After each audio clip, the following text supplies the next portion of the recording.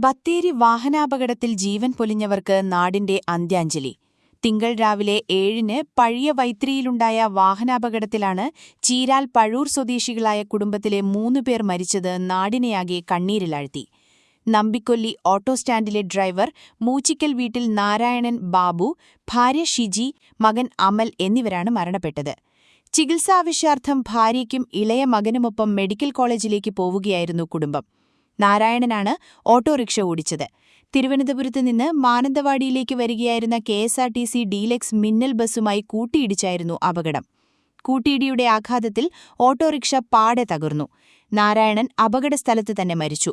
ഭാര്യ ഷിജിയും മകൻ അമലും മേപ്പാടിയിലെ സ്വകാര്യ മെഡിക്കൽ കോളേജിലാണ് മരിച്ചത്. അപകടവാർത്ത 7:30യോടെയാണ് നാട്ടിലറിഞ്ഞത്.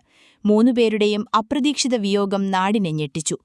നാരായണന്റെ പഴൂരിലെ വീട്ടിലേക്കും മൃതദേഹങ്ങൾ സൂക്ഷിച്ച വൈത്തിരി താലൂക്ക് ആശുപത്രിയിലും മേപ്പാടിയിൽ സ്വകാര്യ മെഡിക്കൽ കോളേജിലേക്കും നാട്ടുകാരും ബന്ധുക്കളുമായ നിരവധി പേരെത്തി.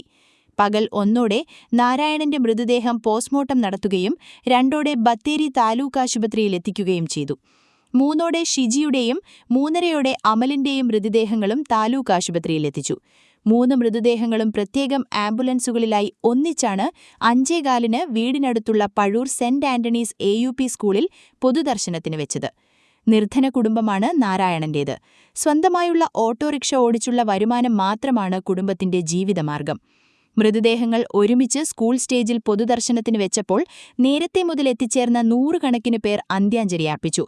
ബന്ധുക്കളും സുഹൃത്തുക്കളും അമലിന്റെ സഹപാഠികളും തേങ്ങിക്കരഞ്ഞുകൊണ്ട് അന്ത്യാഞ്ജലി അർപ്പിച്ചത് വികാരനിർഭരമായി. 6 മണിയോടെ 2 മുറി മാത്രമുള്ള പഴകിയ വീട്ടിൽ മൃതദേഹങ്ങൾ എത്തിച്ചതോടെ അലമുറകൾ ഉയർന്നു. വീട്ടുമുറ്റത്തൊരുക്കിയ പന്തലിലെ ചടങ്ങുകൾ പൂർത്തിയായതോടെ 7-ഓടെ വീട്ടുവളപ്പിനോട് ചേർന്നുള്ള ക്ഷേത്രം വകയുള്ള ശ്മശാനത്തിൽ മൃതദേഹങ്ങൾ ഒരുമിച്ച് 3 ചിതകളിലായി സംസ്കരിച്ചു.